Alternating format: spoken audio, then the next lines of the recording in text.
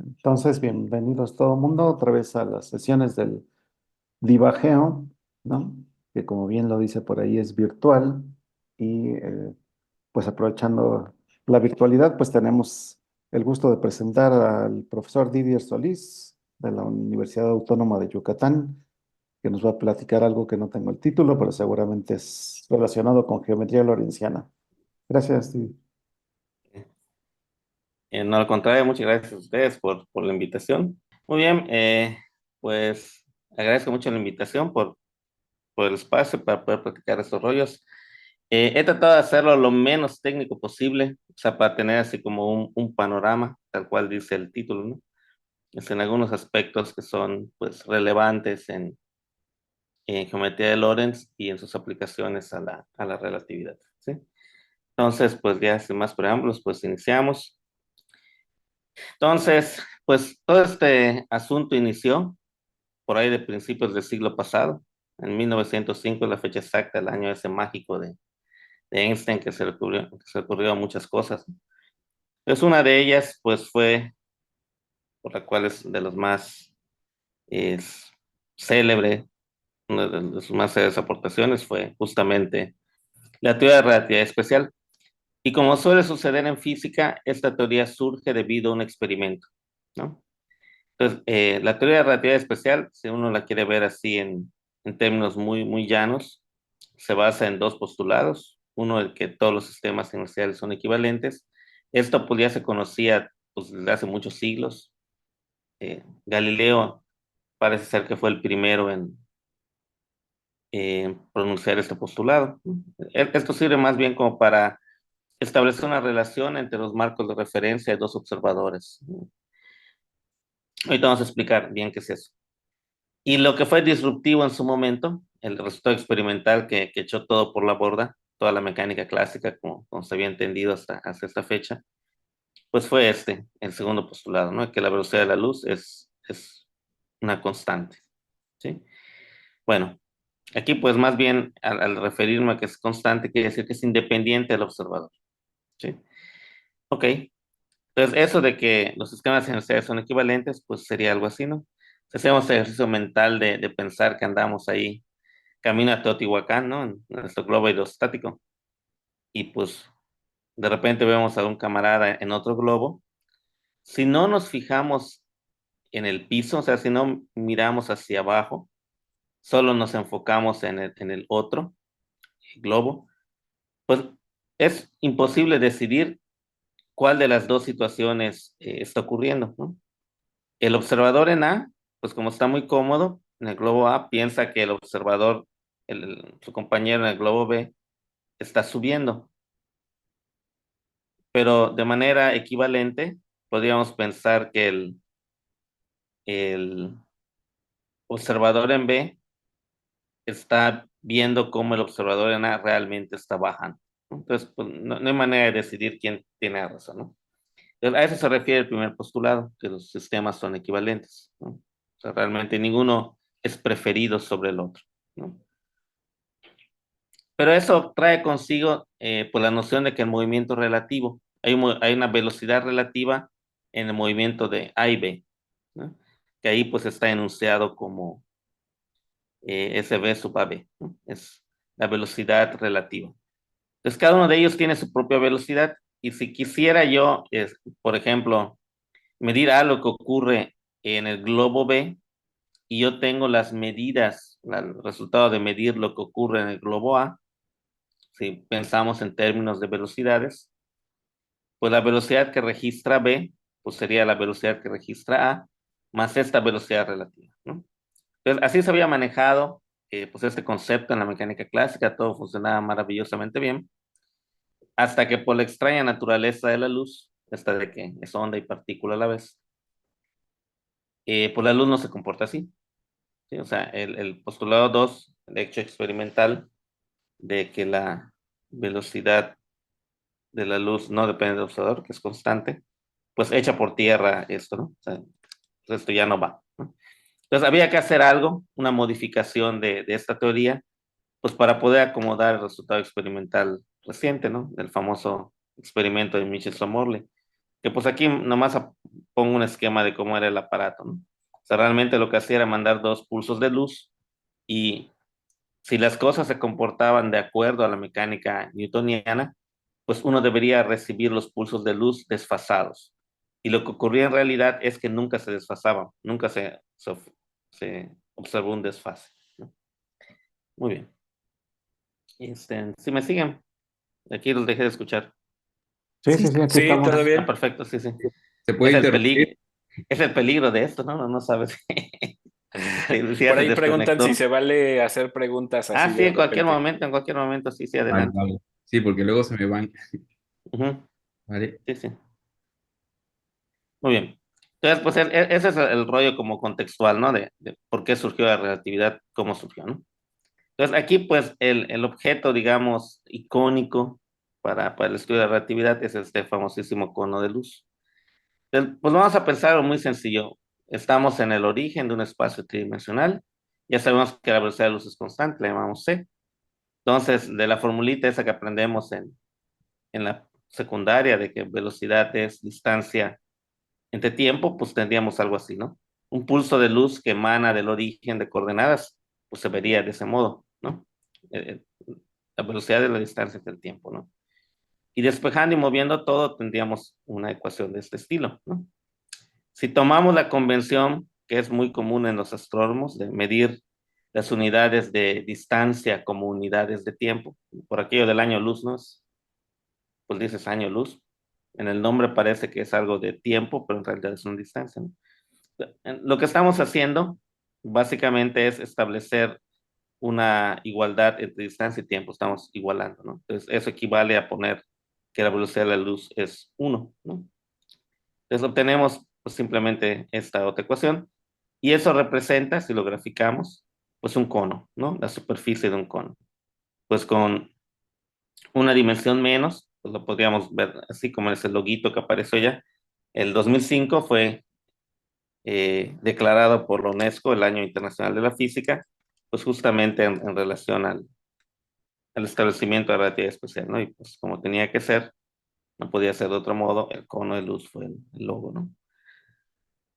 Matemáticamente, pues lo único que sucede acá es que tenemos una forma bilineal, pero a diferencia del producto punto común y corriente, aquí hay un signo que está eh, pues añadido, digamos, ¿no? Aquí pues representaría la coordenada del tiempo, pues en general aquí pues sería esta coordenada que yo estoy llamando cero, ¿no?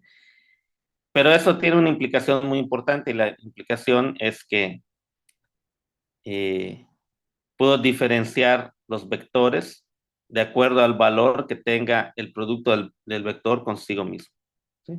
Entonces, aquí sí van a existir vectores cuyo producto consigo mismo sea negativo o vectores distintos de cero cuyo producto consigo mismo sea cero. Entonces, cuando ocurre lo que siempre ha ocurrido de toda la vida en el producto punto usual, que el producto es positivo, vamos a decir que los vectores son espaciales. Cuando es cero, vamos a decir que son nulos o tipo luz. Y cuando es negativo, vamos a decir que son tipo tiempo. Eso corresponde en el cono justamente los vectores temporales, que son los de más interés, son los que están dentro del cono, en el interior del cono. Los nulos son los que están sobre la superficie del cono y los espaciales son los que están fuera del cono. Pues ahí está más o menos representado en este dibujito.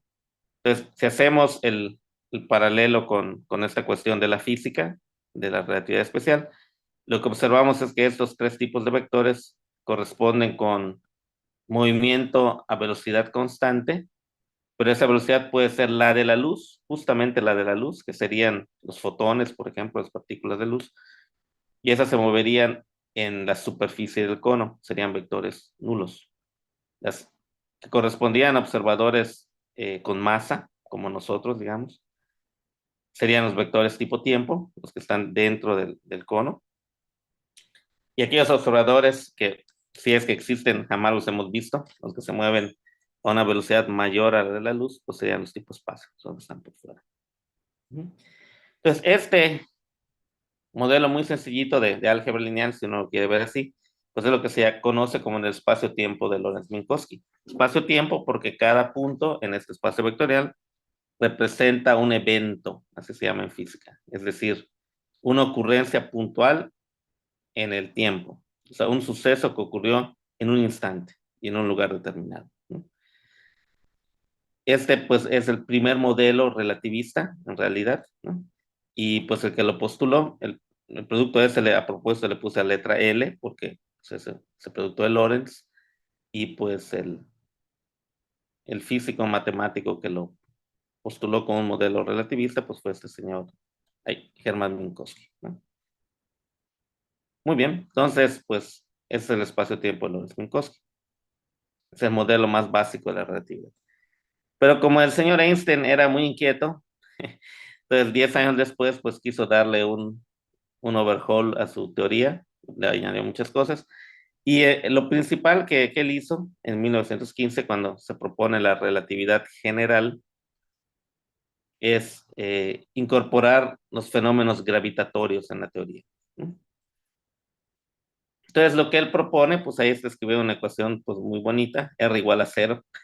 Son muy inocente, ¿no? R igual a cero. Bueno, esa, esa ecuación que él pone es un caso particular de esta que está aquí abajo, que es digamos, la más general, que se conoce comúnmente como las ecuaciones de campo de Einstein. Entonces, lo que está del lado izquierdo, pues es una cosa que tiene que ver con la curvatura de una variedad de Lorentz. Ahorita vamos a decir qué es eso, ¿no? Y lo que está del lado derecho es un tensor, que es un tensor totalmente físico, es el tensor de energía-momento, así se llama, que representa cómo interactúa a gran escala la materia en el universo. O sea, los cúmulos de galaxias, los supercúmulos, todo eso, cómo interacciona. O sea, qué efectos gravitatorios tienen unos sobre otros, ¿no? A una escala así muy grande, ¿no? Y del lado izquierdo, de la parte geométrica, es la que más nos atañe, pues ahí aparece una G, es una métrica, es un tensor métrico. El RIC, pues es el tensor de Ricci asociado a ese tensor métrico. Y la R, la curvatura escalar asociada a ese tensor. La lambda que aparece ahí, pues es la infame constante cosmológica, que decían que si fue error, que si no fue error o no sé qué, pero el hecho es de que Einstein sí la consideró en sus cálculos, ¿no? Entonces, la ecuación que le estoy escribiendo ahí arriba es la que corresponde con la ecuación de Einstein con constante cosmológica igual a cero y el tensor de curvatura, perdón, el tensor de energía-momento igual a cero. O sea, es una solución en el espacio vacío, desprovisto completamente de masa, ¿no? Entonces, una frase que así aparece en muchos libros, es de Vida Wheeler, que dice que la ecuación establece pues un doble movimiento. Por un lado, la geometría, o sea, si yo considero el lado izquierdo, la geometría me está mostrando cómo la materia se debe comportar. Y por otro lado, si yo me fijo en el lado derecho, esa materia está implicando una curvatura en el espacio, ¿no? En el espacio-tiempo. Entonces, depende del gusto de uno puede dedicarse mucho a estudiar la geometría y a partir de ahí sacar implicaciones físicas. O si alguien tiene más, un corazón más acercado a la física, pues puede proponer diversos tensores de energía-momento, diversas formas generales que puede tener ese tensor, preguntarse pues qué variedades pues cumplen que pues el lado izquierdo coincida con ese tensor propuesto. Entonces son las dos formas de proceder, digamos, ¿no? Entonces, bueno, ¿qué es una variedad de Lorentz? ¿No? Que es el objeto principal de estudio que aparece en esas ecuaciones. Pues ustedes ya saben muy bien que es una variedad suave, digamos, ¿no? Pues algo que es localmente euclidiano. Y pues en cada punto, a diferencia de las variedades riemannianas, que son las más comunes, aquí al espacio tangente en cada punto lo voy a dotar de un producto del tipo de Lorentz-Minkowski, ¿sí? Entonces, pues aquí voy a tener una forma bilineal, pues con ese signo ahí, ¿no? Y más que el signo, lo que me interesa es que va a tener un cono, ¿no? Entonces, en cada puntito, pues aparte del plano, tengo otra estructura que son los conos, ¿no? Y ese cono también tiene una gracia, pues muy importante, que tiene dos componentes distintas, ¿no? Dos componentes conexas, la parte interna del cono, ¿no? Entonces, eso me da una noción de un futuro y un pasado. O sea, yo voy a declarar que una cierta parte, una de las dos componentes apunta al futuro y la otra componente apunta al pasado.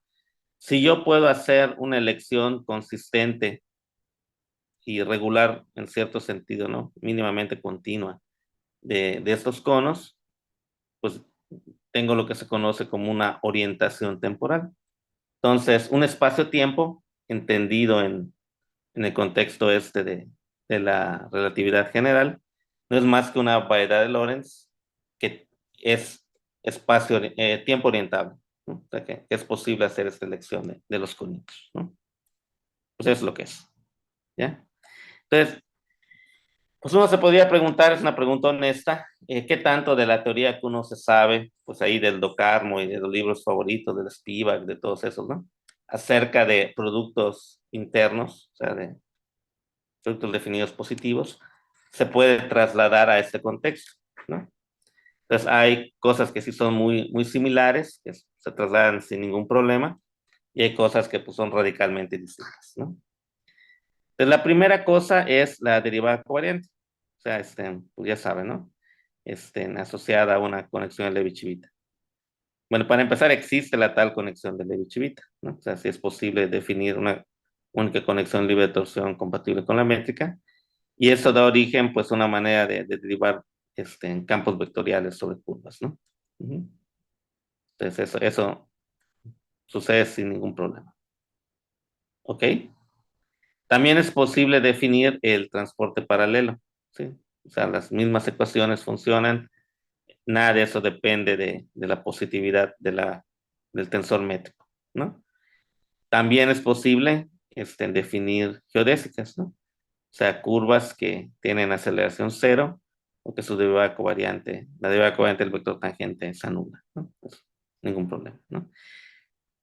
Un aspecto importante de estas geodésicas es que si tienen lo que se conoce como un carácter causal, es decir, pues dado que este transporte paralelo que se definió antes, que se define tal cual como sucede en geometría riemanniana, sigue siendo una isometría, cuando uno considera esta ecuación geodésica, pues lo que uno va a obtener es que el módulo del vector pues no va a cambiar. Entonces, si un vector originalmente era es una curva geodésica en un punto, su vector tangente es tipo tiempo, pues siempre va a ser tipo tiempo.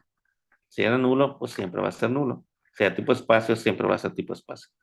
Y eso es lo que se conoce como la causalidad o carácter causal. Ese carácter causal de esa subvariedad de la curva vista como una subvariedad. Entonces aquí está ilustrado como que esa curva que yo puse ahí, pensando que es una geodésica, pues siempre va a ser tipo tiempo, siempre va a estar dentro del cono.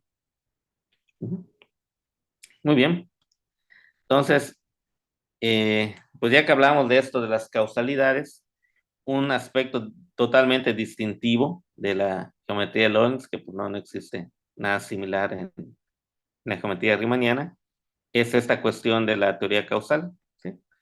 Entonces, pues esto funciona más o menos así. O sea, ya platicamos de que es posible decir que una curva es de cierto carácter causal si su vector tangente en todo punto pues tiene esa característica, ¿no? De ser tipo tiempo, de ser nula o de ser tipo espacio. Entonces yo me voy a centrar, por ejemplo, en las que son o bien de tipo tiempo, o bien tipo tiempo o espacio o nulo. A lo que me refiero es lo siguiente, ¿no? Por ejemplo, en el primer caso, en el que está a la izquierda, pues observamos que el vector tangente siempre va a estar dentro del cono de luz. Entonces siempre va a ser tipo tiempo. En cambio, en la que está a la derecha, en algunos puntos puede llegar a ser nula o tipo luz. Sí, el vector tangente puede llegar a ser nulo. Pero pues no importa. O sea, al final de cuentas no te sales del cono. En ese caso, pues estarías dentro de la cerradura del cono, pero no te alcanzas a salir. Entonces, ellas se conocen como las curvas causales, las que son en cada punto o bien tipo tiempo o bien nulas, ¿no? Entonces, van a haber curvas que son temporales, que siempre son tipo tiempo, nulas, que siempre son nulas, o causales, que pueden ser en algunos lugares temporales, en algunos lugares nulas, ¿no? Entonces voy a definir una relación entre puntos del espacio-tiempo, que pues, se llama relación cronológica. Voy a decir que dos puntos están relacionados si existe una curva temporal que apunta al futuro que los une. Y voy a decir que dos puntos de manera similar están causalmente relacionados si existe una curva causal apuntando al futuro que los une. ¿Sí? Esas son las dos opciones. Estas relaciones me permiten definir conjuntos. Por ejemplo, ahí ese I más de X y el I menos de X, su nombre, digamos, preciso, son el futuro cronológico de X y el pasado cronológico de X. Entonces, por ejemplo, el I más de X, el futuro cronológico de X, son todos los puntos que están relacionados cronológicamente con X hacia el futuro. ¿Sí? Y el I menos son los que están relacionados con X hacia el pasado. Entonces, y de manera similar, puedo definir los conjuntos causales futuro y pasado. Entonces, aquí, dada una variedad de Lorentz, tiempo orientable, es decir, un espacio-tiempo, yo tengo estas familias de conjuntos. Entonces, la teoría causal, lo que se conoce como teoría causal en geometría de Lorentz, son las propiedades axiomáticas que yo puedo derivar de las características particulares que pueda tener esta familia, ¿no? Entonces es algo muy similar a lo que ocurre, por ejemplo, en teoría de la medida o en topología. O sea, yo establezco una clase de conjuntos, le doy ciertos axiomas y me pregunto qué propiedades generales se pueden deducir a partir de esos axiomas, ¿no? Entonces, en lo particular, a mí es algo de lo que más me gusta de la geometría de Lorentz, es algo que más he dedicado tiempo, digamos, esfuerzo, sudor y lágrimas, es entender esta teoría causal, ¿no? Es algo como fundamental en la geometría de Lorentz. Desde el punto de vista de la física, o sea, si pensamos en las implicaciones en relatividad, pues toda la información que se puede generar en un punto, ahorita que está de moda todo esto de los datos, ¿no? Toda la información que se puede eh, generar a partir de la ocurrencia de un evento particular, solo se puede transmitir a velocidades inferiores a la de la luz, o incluso a la de la luz, si es un pulso de luz, ¿no? Entonces, cuando existe una de estas curvas, lo que estoy diciendo es que la información de un punto al otro sí pudo haber llegado. Es decir, lo que ocurrió en un cierto evento X sí tiene la capacidad de alterar eh, la situación en el evento Y. Entonces, se establecen relaciones de causa-efecto, por eso es que se llama teoría causal, ¿no? Entonces, es uno de los ingredientes fundamentales, ¿no?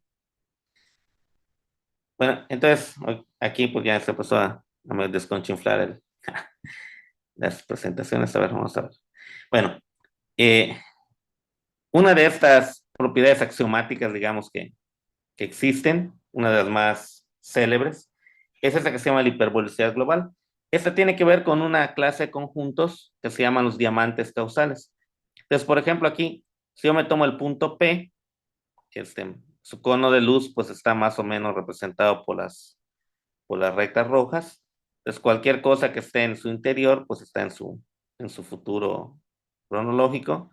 Las mismas rectas rojas son su futuro, o sea, si le añado las rectas rojas, yo estoy hablando de su futuro causal, ¿no?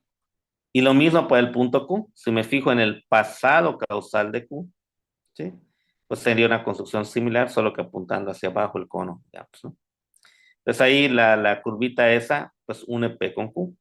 Entonces todos los puntos de esa curva están al futuro de P y al pasado de Q, ¿sí? Entonces ese conjunto de intersección del futuro de P y el pasado de Q es lo que se conoce como un diamante causal. O sea, todos los puntos que estén señalados. Entonces la condición esta de hiperbolicidad global, desde el punto de vista de la teoría causal, lo que quiere decir es que esta clase de conjuntos son puros conjuntos compactos. O sea, todos los diamantes causales son compactos. Pero esa no es la formulación original del concepto. El concepto, pues, vino en realidad de la teoría del análisis, ¿no? Tuvo que ver con las ecuaciones de Einstein, ¿sí? Entonces, uno se puede preguntar en el conjunto, con una cierta topología, una topología adecuada, el conjunto de curvas causales que unen P con Q. Y en esa topología, pues, estas curvas, el espacio de estas curvas, pues, va a resultar ser compacto. Pero, pues, todavía más relacionado con las ecuaciones de Einstein. En estos espacios globalmente hiperbólicos se puede garantizar la existencia de una cosa que se llama una hipersuperficie de Cauchy.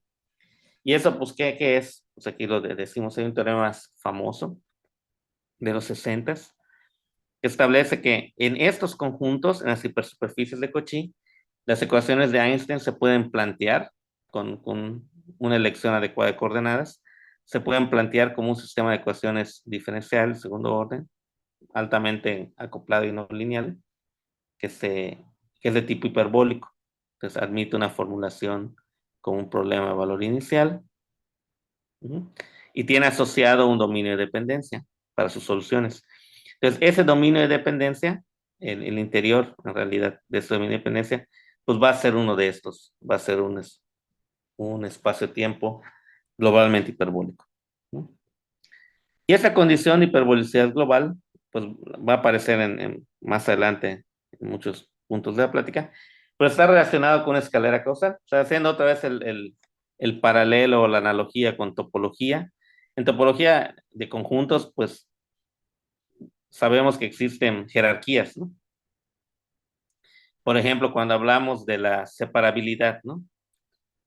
Que si es T0, que si es T.5, .75, no sé, T1, T2, ¿no? Y así, ¿no? O también los axiomas de contabilidad, ¿no? Que si es uno contable, dos contable, uno y medio contable, ¿no? Pues algo similar ocurre aquí. Existe una jerarquía de axiomas para la teoría causal, donde justamente en la parte más alta, o sea, los espacios que tienen las mejores propiedades causales, pues son estos, ¿no? Los globalmente hiperbólicos. Después siguen unos que son los causalmente simples, causalmente continuos, etcétera, ¿no? Aquí puse la parte más alta de la jerarquía, realmente uno se puede ir más abajo, pero los que están más abajo ya no son de mucho interés, porque la mayor parte de las propiedades causales, pues útiles, digamos, ¿no? Las que consideran importantes, ocurren a partir de este nivel de ser fuertemente causal. Fuertemente causal quiere decir que no existen curvas causales arbitrariamente cerca de cerrarse.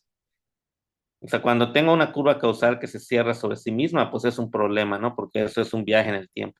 O sea, me voy hacia el futuro, hacia el futuro, hacia el futuro, y acabo encontrándome con mi propio pasado.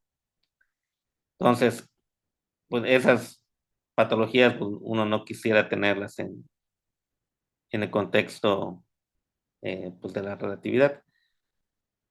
Y ser fuertemente causal lo que te dice es que no solo no ocurren estas, sino que no están cerca de ocurrir, ¿no? Una pregunta.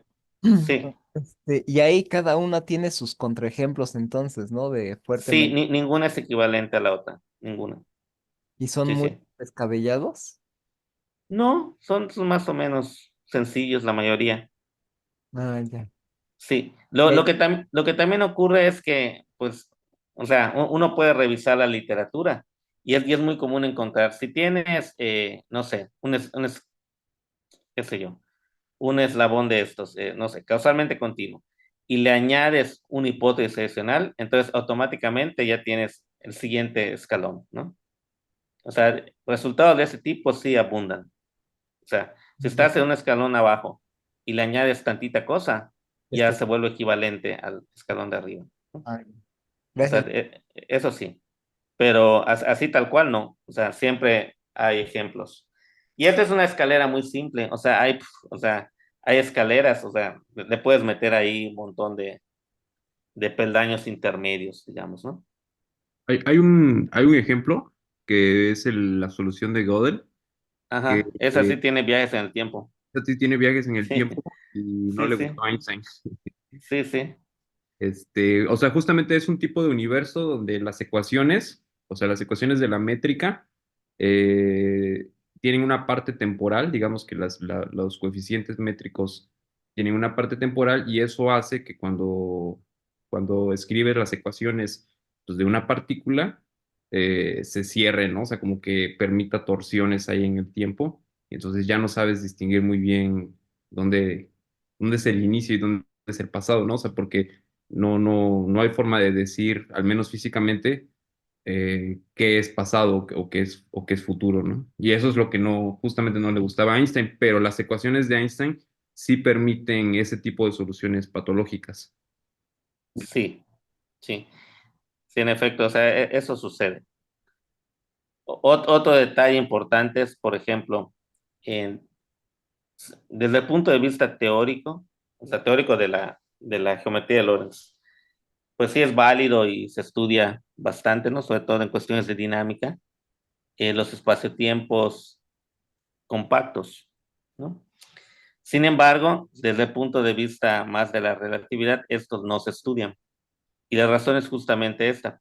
Siempre que tengo un espacio-tiempo compacto, necesariamente voy a tener curvas, incluso peor, curvas temporales que se cierran. No solo causales, temporales. Y esto, pues es consecuencia de que en la clase de conjuntos esto, los futuros y pasados cronológicos son conjuntos abiertos, ¿sí? Entonces es un argumento muy simple en probar que pues, si tú das una colección de abiertos, o sea, das como cubierta justamente los futuros y pasados, pues vas a encontrar que, que tienes estas curvas que se cierran, ¿no?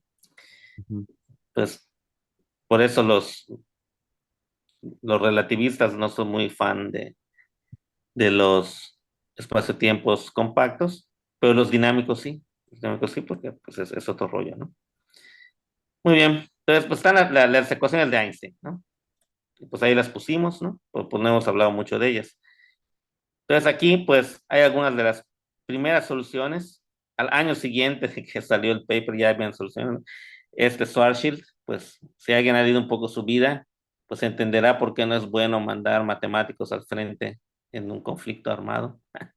Pues él se murió en el frente en la Primera Guerra Mundial. Y otra de las primeras soluciones que se encontraron fue la solución de Sitter. Pues ahí tenemos a De Sitter platicando amenamente con Einstein, ¿no? Ahorita vamos a hablar un poco de las soluciones de Schwarzschild y de Sitter, ¿no? Para introducir, pues a modo de introducir pues, conceptos, ¿no? Bueno, entonces aquí sí está todo desconchiflado, no lo saco todo para ver ya. Ok, entonces, pues hablamos de las ecuaciones de Einstein, eh, pues todas estas, Minkowski, Schwarzschild y De Sitter, son soluciones de vacío, es decir, que el tensor de energía-momento es idénticamente cero. Las dos primeras son con constante cosmológica, este, igual que se anula, cero. Y la tercera, la solución de Sitter, es con constante cosmológica positiva. Sí, pues ahí están las formas de los tensores métricos. El espacio de Minkowski pues es simplemente el de Minkowski de la relatividad especial. Pues si la general generaliza, valga la redundancia, al especial, pues la especial debe cumplir las ecuaciones, ¿no? Y pues sí, trivialmente las cumple. Pues aquí todo es cero, ¿no? Todas las curvaturas son cero. La de Schwarzschild, pues es bastante más interesante, pues ahí se observa la forma que tiene la métrica. Y la de Sitter, pues también es un producto labiado, o sea, así está escrito ahí, ¿sí? Como un producto labiado. Muy bien. Entonces, pasemos a esta solución de Schwarzschild, ¿no? Entonces, aquí en este dibujito totalmente fusilado del O'Neill, el libro de O'Neill, pues uno puede pensar que hemos suprimido la parte correspondiente a las esferas, es decir, cada punto es como si fuera una dos esfera. Solo nos fijamos en la parte de dt cuadrada y de r cuadrada, esos dos componentes. Y lo primero que salta a la vista es que el factor de dr cuadrada, pues como es un cociente, cuando r es igual a 2m, pues eso no está definido, ¿no? Entonces, por eso las soluciones aquí aparecen, o sea, más bien lo que aparece ahí son los conitos, digamos, ¿no? Pues no están definidos para valores de R menores que 2M, ¿no? Físicamente lo que esta solución representaría es el exterior de un objeto que ha sido sometido a un colapso gravitatorio. Entonces uno pensaría, por ejemplo, una estrella que ha involucionado, ¿no? Que ha colapsado sobre sí misma. Y esa R, pues es justamente como un radio crítico que está dado por la masa de la estrella. Pues ahí dice 2M. M sería como la masa. Entonces, pues esa sería la solución, ¿no? Pero algo curioso que ocurre aquí es que si uno calcula las geodésicas, o sea, si las calcula así a manita, ¿no? Entonces, vamos a observar que sucede algo un poco raro, ¿no? Y es que el valor del parámetro afín de la geodésica, por ejemplo, de la geodésica nula, esas que marcan los límites del cono, se detiene en un valor finito. O sea, en S igual 0 correspondería con R igual 2M, ¿no? O sea, cuando el parámetro afín es 0, se aproxima a 0, la geodésica se aproxima a esa barrera aparentemente infranqueable, ¿no? Eso se ha entendido siempre desde un principio como lo que se llama una singularidad. Ahorita vamos a ver términos un poco más precisos por qué. Bueno, resultó ser que en este caso, o sea, pues eso sucede, la razón por lo cual ocurre, es por el factor ese que acabamos de decir, ¿no? Pero ese factor, pues, le podemos hacer un truco así, pues bastante ingenioso, que pues, estos señores lo descubrieron, Eaton y Finkelstein. Descubrieron un cambio de coordenadas que permite, digamos, aplanar el camino, ¿no? Entonces, aquí lo pongo, ¿no? Bueno, no medio pongo, ahí está. Con este cambio de coordenadas, o sea, establecieron esta coordenada U, o sea, ya no serían T y U, sino R y U, establecieron estas dos coordenadas R y U, pues se transforma esa barrera infranqueable en esa R igual a R sub M, ¿sí? En eso se transformó.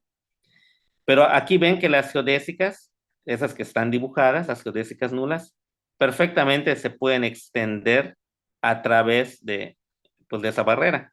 Antes no se podía porque eran como asintóticas, nunca tocaban la barrera. Pero aquí sí la tocan, ¿no? Entonces, sin ningún problema, pues puedo hacer este cambio, ¿no?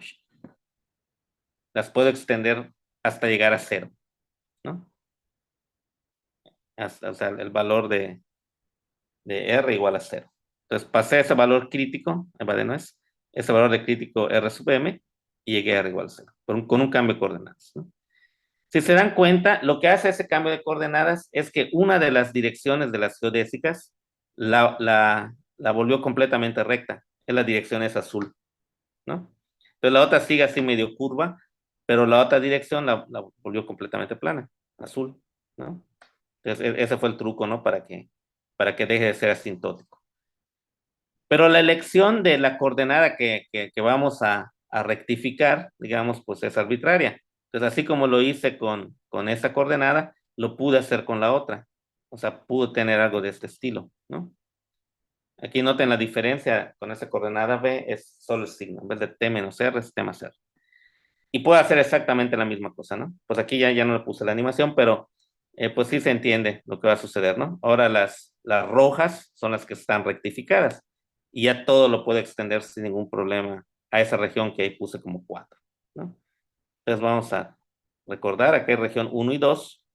La 1 era la original, digamos, del espacio-tiempo de Schwarzschild.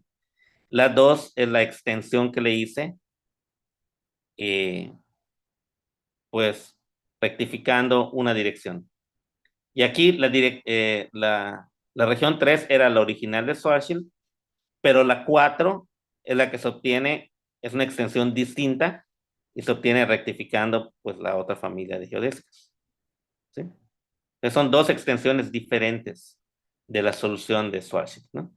Y bueno, si como habíamos dicho, esa R tenía la interpretación física de ser un radio crítico de una estrella, y estamos pensando en el exterior de ese radio crítico, pues al hacer la extensión, pues lo que hacemos es como entrar en el interior de la estrella, ¿no? Entonces aquí ya es una solución completa, ¿no? Estás describiendo cómo es pues la física, tanto dentro como fuera de la estrella. Pero aquí se puede hacer de dos modos, ¿no? Esa es la pega, ¿no? Entonces, ¿cómo hacer que esos dos modos, que pues ahí están relacionados con los cambios de coordenadas, sean compatibles, ¿no? Entonces, aquí lo que hay que hacer es, pues, un nuevo cambio de coordenadas, estas coordenadas, en T y X. Ujú. Entonces, si hacemos este cambio, lo que obtenemos va a ser una cosa conforme, ¿sí? Al espacio de Minkowski. Ya no puse la forma que va a tener la métrica, pero es una métrica conforme. Una de las cosas muy importantes en la geometría de Lorentz es que en geometría de Lorentz las geodésicas nulas son unos invariantes conformes. Si recuerdan bien, en geometría riemanniana, pues no tenemos invariantes conformes. Las geodésicas, en general, cuando uno aplica un factor conforme, pues van a cambiar. Pero aquí no. Aquí las geodésicas nulas se van a quedar en su lugar cuando aplico un cambio conforme en la métrica. Las tipo tiempo y las tipo espacio sí van a cambiar, pero las nulas no. Entonces, este dibujo, que es un dibujo conforme al espacio de Minkowski, pues las geodésicas nulas, que son los conitos, pues van a quedar en su lugar. Entonces aquí tal cual a 45 grados, pues están los conos de luz. Ujú. Entonces aquí están pegadas las cuatro regiones que habíamos dicho, ¿no? La uno y la 2 corresponden por la uno al espacio original y la 2 pues al primer pegado, ¿no? El 3 es una copia del original y el 4 es el pegado distinto que se le hizo, ¿no? En este espacio, que se llama la extensión de Kruskal-Sekeres, pues sucede algo, pues, este, pues muy curioso. Y lo que sucede es que aquellas geodésicas que logramos hacer que lograran pasar a través, pues, de esa barrera de R igual a 2M, en este caso sí las podemos extender hasta que llegan a el valor cero, ¿sí? Que está representado como esta hipérbola azul o esa hipérbola verde, que son frontera de las regiones que extendimos, ¿no? Y si hacemos el cálculo de los parámetros afines de estas geodésicas, pues vamos a ver que nuevamente es un valor finito. El detalle es que pues es un resultado de esos importantes, que Kruskal-Sekeres, o sea, este dibujo que vemos aquí, es la máxima extensión de la solución de Schwarzschild.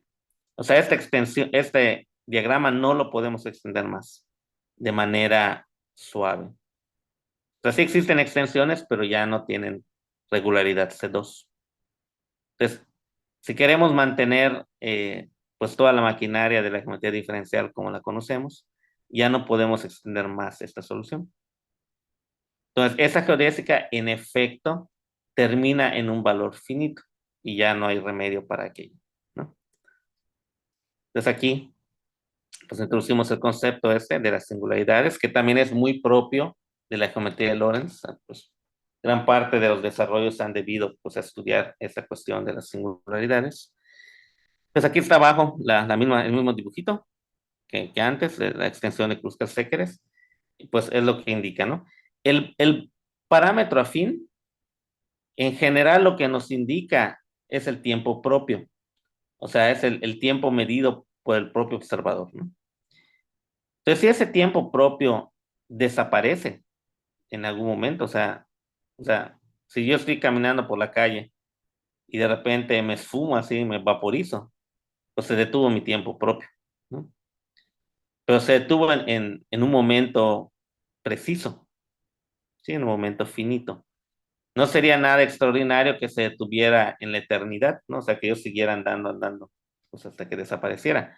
Pero que se vaporice, o sea, que un observador deje de existir así de golpe, pues se considera algo pues bastante grave, ¿no? O sea, pues ¿quién me garantiza que yo dentro de 3 segundos no vaya a desaparecer? Entonces, esta cuestión de la singularidad siempre se ha entendido como o sea, una incompletez geodésica. O sea, cuando yo tengo una geodésica que yo ya no puedo extender de ningún modo, y esa geodésica terminó en un valor finito del parámetro afín, pues ya está. Tengo una singularidad, ¿no? ¿Qué es lo que sucede en este caso en la extensión de Kruskal-Sekeres? sea, de repente, los observadores que llegaron a esta región, a la región 2, están condenados a que en un momento dado un valor finito de su tiempo propio desaparezca. Ujú. Entonces, ¿qué tan frecuente es este fenómeno de que geodésicas desaparezcan? O sea, su parámetro afín abruptamente termine. Pues uno de los resultados así, igual muy cercanos a los inicios de la relatividad es el teorema de Birkhoff, que dice que cualquier cosa que tenga simetría esférica, pues va a ser isométrica al espacio Schwarzschild, ¿no? Bueno, ahí me faltó una hipótesis, pero bueno, pues eso, ¿no? Entonces, lo que se pensaba en su momento era, bueno, entonces lo que sucede en realidad es que la singularidad, pues es como un artificio, o sea, se debe a que le impusimos demasiada simetría al espacio-tiempo, ¿no? Y por mucho tiempo se pensó eso, o sea, que era digamos, una anomalía, pero debida a la excesiva simetría que le habíamos puesto a la solución de Schwarzschild. Pero pues en las épocas gloriosas, digamos, se le llaman las épocas heroicas de la relatividad, pues marcadas por los desarrollos de Hawking y Penrose, pues tenemos pues, uno de los célebres teoremas de singularidad. Tenemos un espacio que tiene todas estas cosas, que tiene una superficie atrapada. Es una superficie atrapada y te vamos a decir que es compacta. Tiene una superficie de Cauchy no compacta. Acuérdense que la superficie de Cauchy es donde uno establece las condiciones iniciales del problema de valor inicial de las ecuaciones de Einstein. Tengo una condición en la curvatura, en este caso que el Ricci evaluado en cualquier vector nulo, o sea, no negativa. Eso se conoce en física como la condición de energía débil. Pues si yo tengo estas tres cosas, que son bastante, ahorita vamos a ver, este, o sea, bastantes concretas de interpretar de manera física, entonces vamos a tener que el espacio va a ser incompleto, es decir, va a desarrollar una singularidad, ¿no? Y va a ser incompleto a lo largo de una geodésica nula, ¿sí? Entonces, eso es una superficie atrapada, pues aquí estamos pintando nuevamente la solución de Schwarzschild, más o menos, ¿no? No en las mismas coordenadas, eh, pero así, imagínense, ¿no? Los conos de luz, pues ahí están representados, por ejemplo, por los futuros, conos de luz futuros, por los conitos verdes, los rojos pues sí, los verdes y los rojos, ¿no? Y tenemos esta división, digamos, dada por la curva esta de color morado o lila. Entonces, ¿qué es lo que sucede? El, el, si yo me encuentro fuera, si yo me encuentro en la región donde están los conitos verdes, veo que hay una dirección nula que atraviesa y entra a la región que está acotada por la curva morada, pero la otra dirección no, ¿sí? Entonces, hay partes del futuro cronológico, del futuro causal, eh, que evaden o no necesariamente entran en la región morada. Esto no sucede con los puntos que están dentro de la región morada, ¿sí? Esos puntos, pues sus dos geodésicas nulas, que representan el cono de luz, pues ya se fregaron, ¿no? Se quedaron ahí adentro, ¿no? Y de hecho llegan a tocar a esa recta vertical, ¿no? Esa recta vertical es realmente la singularidad. Entonces aquí lo que me está indicando es que ahí todo lo que está al futuro de esos puntos necesariamente va a llegar a esa singularidad. Pero recuerden que en estas descripciones estamos omitiendo dos dimensiones espaciales en la métrica de Schwarzschild. Y esas dimensiones espaciales correspondían a esferas. Entonces, realmente cada punto de este diagrama corresponde a una de estas esferas. Y estas esferas son las llamadas superficies atrapadas. Es decir, yo estoy parado en la esfera, ¿no? Y en la esfera yo puedo calcular, pues, dos curvaturas medias, por decirlo así, ¿no? Medias así entre comillas, realmente ninguna es media. Me puedo calcular dos curvaturas, ¿no? Con respecto a dos operadores de forma, que serían las direcciones ortogonales a estas esferas, ¿no? Las esferas son de codimensión 2, entonces tienen dos dimensiones ortogonales nulas, ¿sí? Que pues corresponden a las direcciones esas de las rectas rojas. Entonces, lo que sucede es que esas dos direcciones, lo que normalmente debe pasar es que una sea expansiva y una sea contractiva, es decir, que una apunte en una dirección y la otra en otra, o sea, que tengan signos contrarios. Y es lo que sucede con lo que está representado por los conos verdes, eso es lo normal. Uno apunta hacia adentro de la región esta y el otro hacia afuera. Pero los que están dentro de la región morada, los dos apuntan hacia adentro.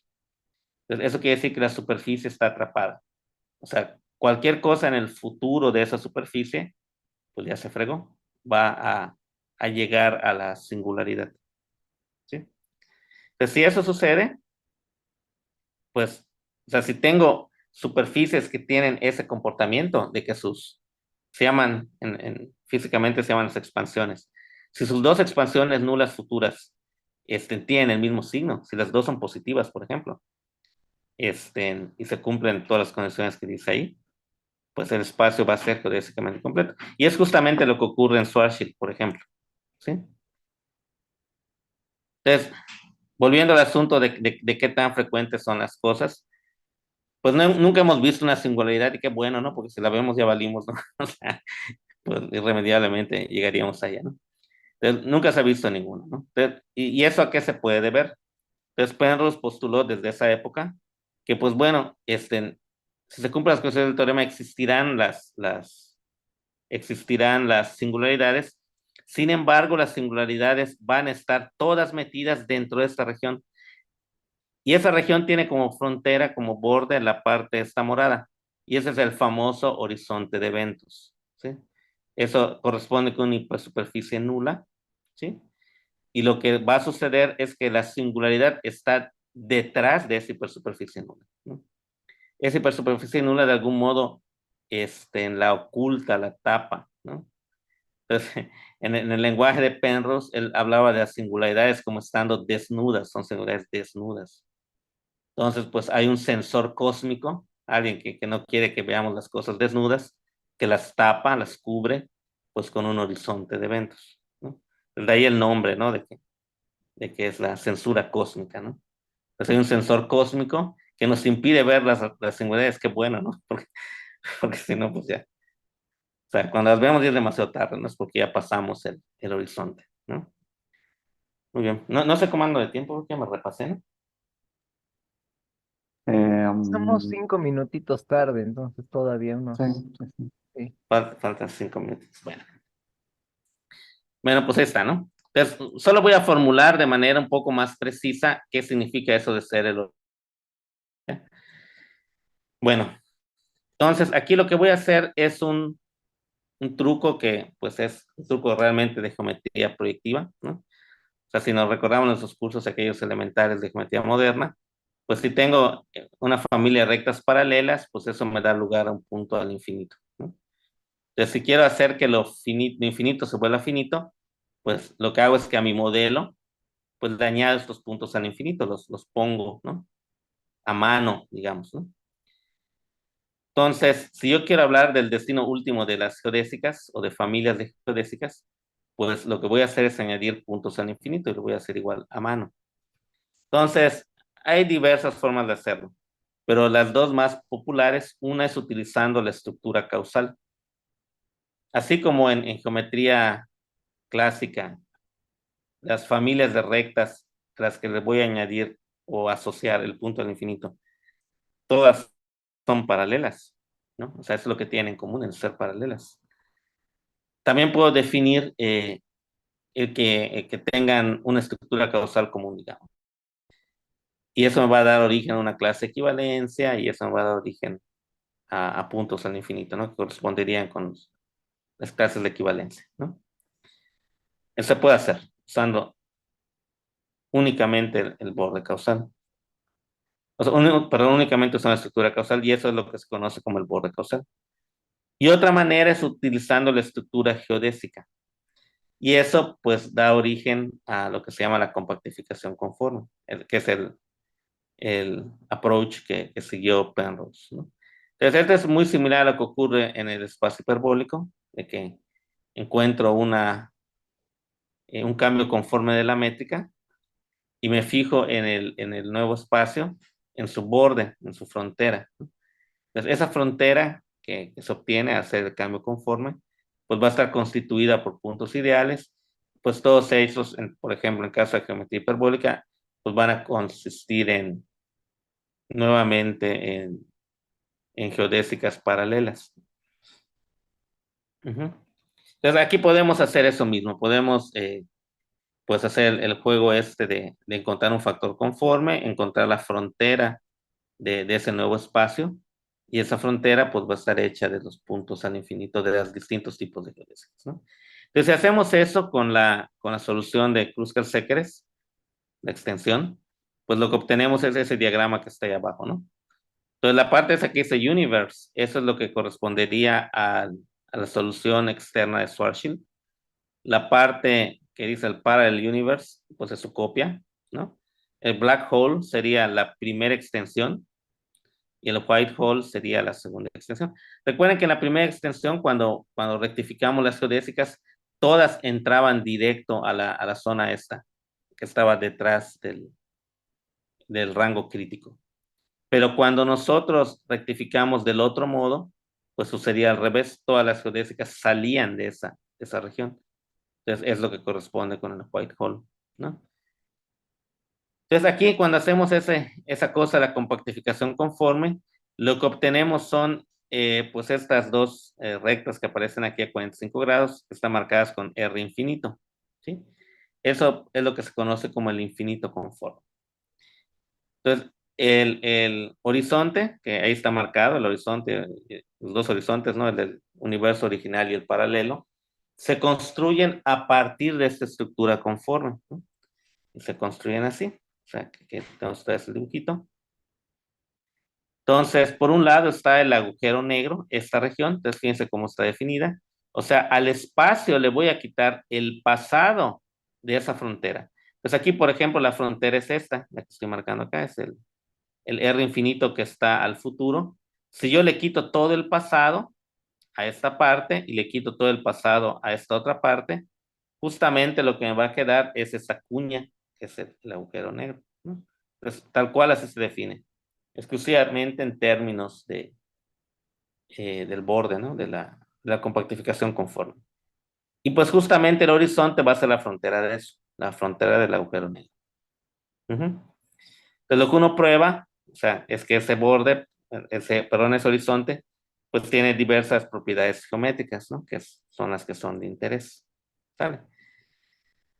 Bueno, pues, ¿cómo voy? A ver, yo quiero ver ese dibujito. Ah, no. Es que ¿Cuál? pusiste adelante y salió un de Sitter por ahí. Ah, ¿quieres ver el de Sitter? No sé si porque quería, justo iba a preguntar algo por ahí. Bueno, pues vamos a ver rápido el de Sitter. Les prometo que solo son 2 minutos. Bueno, a ver, ¿qué pasa? Pues todo esto surgió de que estamos hablando de las primeras soluciones, ¿no? Schwarzschild y de Sitter. Pues ya hablamos mucho de Schwarzschild y ya introducimos muchos conceptos a partir de Schwarzschild. Pero bueno, ahora vamos a hablar de Sitter, así super flash, ¿no? Entonces, el de Sitter, pues uno lo puede pensar, es un espacio de curvatura constante, es un space form. Y uno, al igual que sucede con la esfera en los espacios euclidianos, uno lo puede pensar como una hipercuádrica metida en un espacio de estos, ¿no? De Lorentz. Y eso sería el espacio de Sitter. Pero pues cambiando la asignatura, o sea, puedo obtener el espacio de curvatura constante negativa, ese es el anti de Sitter, que sería como el equivalente al hiperbólico, ¿no? Ese también lo puedo realizar como una hipercuádrica, ¿sí? Pues son los dos, el de Sitter y el anti de Sitter. Pero la forma en que estaba presentada cuando les mostré las ecuaciones de Einstein no era como una subvariedad, no era como una hipercuádrica, era como un producto alaviado, ¿no? Y ahorita pues más o menos les he hecho rollo de por qué fue así. Bueno, más o menos en los 20, este señor Edwin Hubble, pues hizo un descubrimiento así apantallante, de que pues todo está recediendo, o sea, las galaxias se están alejando unas de otras y mientras más lejos están, más rápido se alejan, ¿no? Eso dio origen a lo que se conoce como la ley de Hubble, que pues, es un hecho experimental, digamos, él lo observó, ¿no? Más o menos en esa época, pues estos cuatro señores postulan una teoría, que es lo que ahorita se conoce como de los espacios cosmológicos, que son los espacios de Friedman, Lemaitre, Robertson, Walker. Entonces ahí están los cuatro señores, Friedman, Lemaitre, Robertson y Walker. Y lo que sostienen es, vamos a encontrar soluciones de las ecuaciones de Einstein que sean del tipo fluido perfecto, no vamos a meter en detalle de qué es eso, que sean productos alabiados y que estos productos alabiados satisfagan las condiciones necesarias para que se observe lo que Hubble había visto, para que se cumpla la ley de Hubble, ¿no? Y para ello lo que se requiere es la ecuación que está ahí abajo, ¿sí? La ecuación para la función de alabiamiento, que es la ecuación de Friedman, ¿no? Garantiza que se cumpla la ley de Hubble. Entonces, pues solo recordar, pues de lo que se trata un producto alabiado es que tengo rebanadas, ¿no? Que son cosas, vamos a pensar de curvatura constante, y tengo una función que las va, pues alabiando, ¿no? Las va doblando. Eso, si ponemos todo eso ahí, todo el merequetengue en una tablita, pues obtenemos diferentes tipos de soluciones a las ecuaciones de Einstein, dependiendo del valor de la constante cosmológica, más bien de su signo, o sea, si es positivo, negativo o cero. Si es positivo, ¿qué tan positivo es?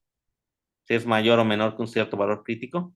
Y obtenemos diversas soluciones, ¿no? Entonces, las que interesan por aquí son esas que son que la grafiquita de la función R llega a cero, ¿sí? O sea, que parten del origen. O sea, esas están, lo que me está indicando es que si yo me voy lo suficientemente atrás en el tiempo, R se vuelve cero.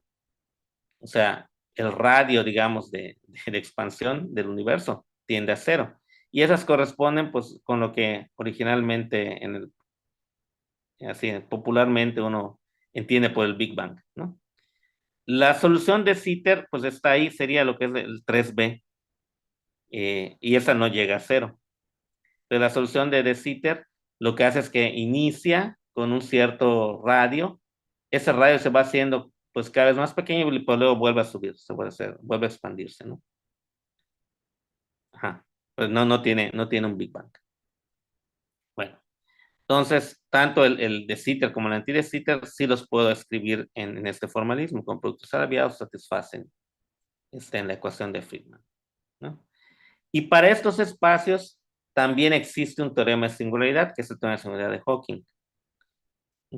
Que pues básicamente tiene hipótesis similares al otro, o sea, da una cierta condición en la expansión, te dice que tiene que tener una superficie de Cauchy, aquí no te dice que sea no compacta, aquí lo que te pide es que sea tipo espacio, o sea, que es como subvariedad sea tipo espacio, la métrica inducida va a ser definida positiva, y la condición sobre la curvatura, pues sobre el tensor de Ricci ya no va a ser sobre vectores nulos, sino para vectores tipo tiempo. Y lo que uno concluye de aquí, bueno, aquí está, ¿no? Es que ninguna geodésica temporal va a tener una longitud mayor que el valor S. ¿Eso qué quiere decir? Que todas las curvas temporales van a ser inextendibles, incompletas. Entonces, por eso es un teorema de singularidad. Pero aquí está más feo, ¿no? Porque son todas. En el de Penrose me decía que existía alguna. Aquí me dice que todas. Entonces lo que va a pasar es esto, justamente. Sí, ahí en el dibujo de la izquierda, la superficie Cauchy es la rebanada que aparece ahí, como la rebanada del producto labiado. Y si me voy hacia atrás, en todas estas geodésicas tipo tiempo, van a desaparecer en algún valor finito. O sea, van a llegar a un punto singular, ¿no? Y pues, ¿cuál es ese punto singular? Pues el Big Bang, ¿no? Entonces esa es la interpretación que aparece a la derecha, ¿no? Y bueno, ya solo para terminar, para los que hacen relatividad, o sea, las ecuaciones de Einstein, ¿no? Bueno, las ecuaciones de Einstein son pues intratables, ¿no? Y hasta encontrar una familia de soluciones que sean interesantes, ¿no? O sea, que tengan alguna propiedad, ya sea física o geométrica importante, pues eso ya es un gran logro, ¿no? Entonces, por ahí hay un libro, este ya está en su segunda edición, que es este de Exact Solutions of Eisenfield Equations, que todo lo conoce como el de Stephanie, aunque son varios autores, pero pues siempre el primero es el que sale a relucir, ¿no? Entonces, este libro de Stephanie es un libro de casi 800 páginas y lo único que tiene son soluciones de las ecuaciones de Einstein, ¿no? O sea, el zoológico de cosas que pueden resolver las ecuaciones de Einstein es vastísimo, vastísimo, vastísimo. Y a su vez, ahí pues aparecen toda clase eh, pues de fenómenos que son absolutamente propios de la geometría lorentziana, ¿no? Entonces puede ser que siempre ha habido un intercambio muy enriquecedor, ¿no? Entre la física y la geometría de Lorentz, ¿no? Pues como habíamos comentado al inicio, ¿no? Pues esta particularidad que podemos interpretar todo, ya sea geométrica o físicamente, pues ha hecho de esta pues un campo muy fértil, ¿no? Para la investigación. Pues yo aquí le dejo todavía más, pero por lo que no hay más tiempo. Entonces, entonces hay preguntas. A ver, deja ponerte los aplausos. No, a lo mejor no ves los aplausos por ahí, pero hay aplausos virtuales. Y bueno, ya hay muchos comentarios, por cierto, en el chat y acá comentarios entre Ah, los organizadores, que pues está muy padre la plática. Bueno, digamos que ya sabemos que es un magnífico expositor, ¿no? Este, y bueno, creo que sí hay preguntas. sí, Eh, claro. Jonathan, por favor. Sí, ¿qué tal, Didier? ¿Qué Muchas gracias tal, por la Brent? plática. No, al contrario. Por Voy a dejar ahí, de compartir, ¿eh? déjenme, creo que no me veo. Ahí creo que ya me veo. Una pregunta, o sea, tratando de entender un poco las diferencias que hay entre el mundo riemanniano y el mundo lorentziano, una de las cosas que me llama la atención es la curvatura de Ricci. En el mundo riemanniano, pues, te mide fenómenos sobre, digamos, el comportamiento de geodésicas que emanan de un mismo Ujú, punto o en cuanto al crecimiento del volumen de bolas. ujú.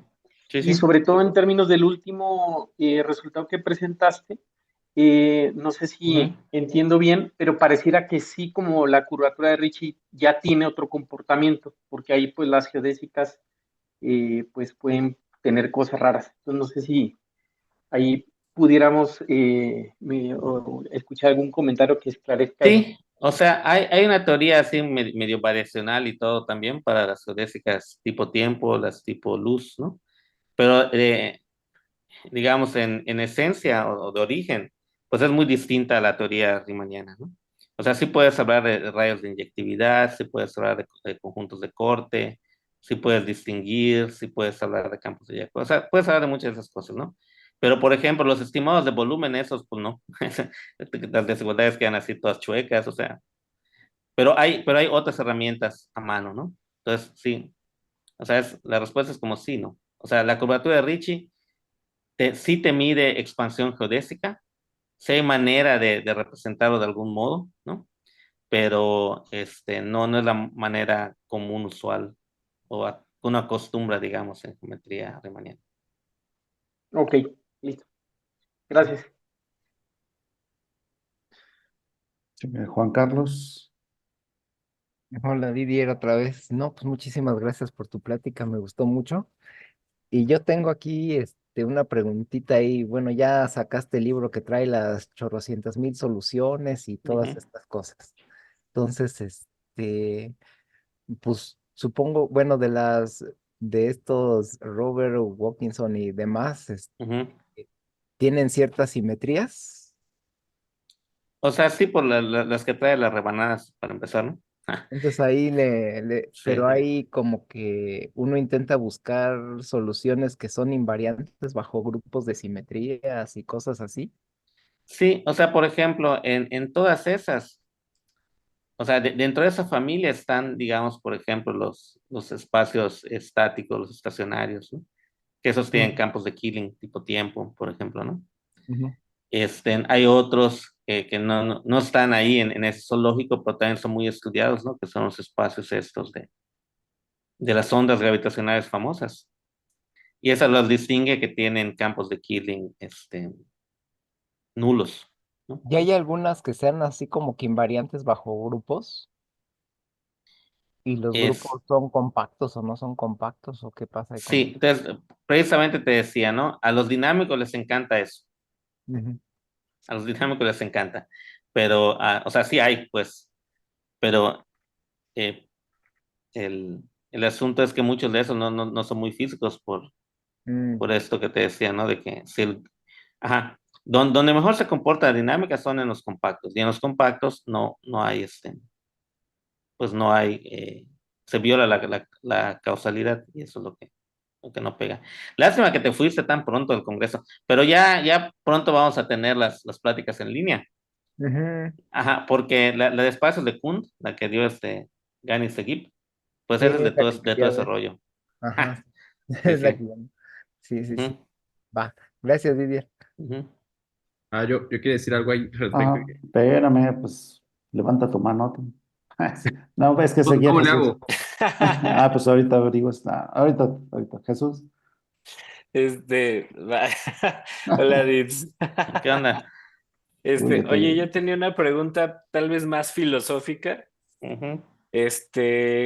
Cuando, si tienes una variedad semirriemanniana, pero con signatura ya más que uno, Ajá.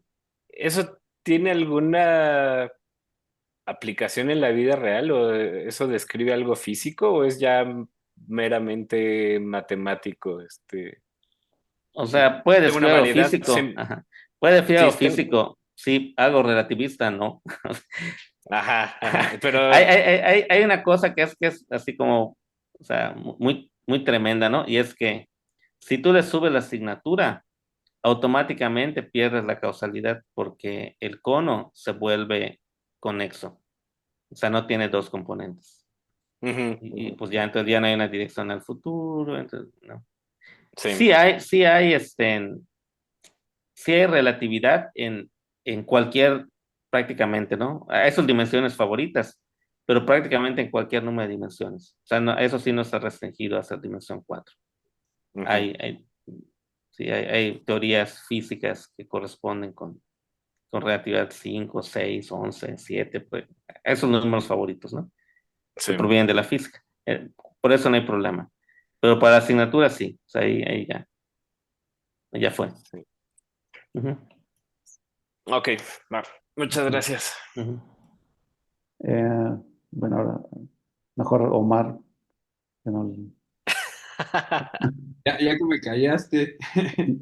no, No, pues ahí es vas. que no le sé cómo moverle aquí Sí, al sí, sí. coso pero lo que dijo ¿cómo se llama? Juan Carlos, todos los espacios todos los Robertson Walker tienen simetría esférica, o sea, tienen ahí su parte, tiene una descripción en términos angulares, ¿no? Entonces, todos los Killing esféricos funcionan bien en esos espacios. Lo que cambia es como el término, o sea, el término del tiempo es el que cambia, ¿no? Porque, por ejemplo, en la métrica de Minkowski, el término temporal solo tiene la constante menos c cuadrada, ¿no? Que es una constante. La cosa es que ahí en los otros lo que está cambiando es ese terminajo, ¿no? Porque trae una parte temporal, pero sí tiene simetrías esféricas y los killings esféricos funcionan bien. Ujú. Esos son los de la rebanada, las simetrías que heredan de la base. Ujú. Y ya, bueno, y ya. Irving. Ah, sí, hola. Yo tengo una pregunta. Según yo entiendo, en estos teoremas que se presentaron al final de Hawking y Penrose, ahí se supone la existencia de una hipersuperficie de Cauchy no compacta. Entonces, y Ujú. que antes se mencionó un poco de que eso era equivalente a que el espacio fuera globalmente hiperbólico. ¿Qué Sí. tantos resultados? Mi pregunta es, ¿qué tantos resultados hay sobre singularidades en espacios que no son globalmente hiperbólicos? Por ejemplo, espacios asintóticamente anti de Sitter o hiperbólicos. Ujú. Sí, o sea, eso es como bastante esencial, ¿no? Por ejemplo, ahorita hay como un resurgir de los teoremas de singularidad, pero ya con otro, ¿cómo decir? Con otro énfasis. Ahorita se pone mucho énfasis en la regularidad, en contextos más sintéticos, pero en sí la cuestión esta de la hiperbolicidad global sí es como fundamental. O sea, por ejemplo, si tú tienes algo que es en anti de Sitter, pues eso no es globalmente hiperbólico. Le falta poco para ser globalmente hiperbólico, sí, es causalmente simple, pero no es globalmente hiperbólico. Y en esos espacios, pues que yo sepa, no hay teoremas de este tipo. Ok, ok. Ujú. Gracias. Bueno, pues si no hay más preguntas, le agradecemos otra vez, aunque sea virtualmente, a Tidier. No, al contrario, es ustedes. Por No, ahí pues, no sé si Irving tenía una... no sé si ibas a decir otra cosa. No. Irving. Ah, no, sorry, me equivoqué. Ah, ok, ok. Bueno, Bueno, pues muchísimas gracias, Didier, y no, nos al contrario, ustedes por la oportunidad, por el espacio.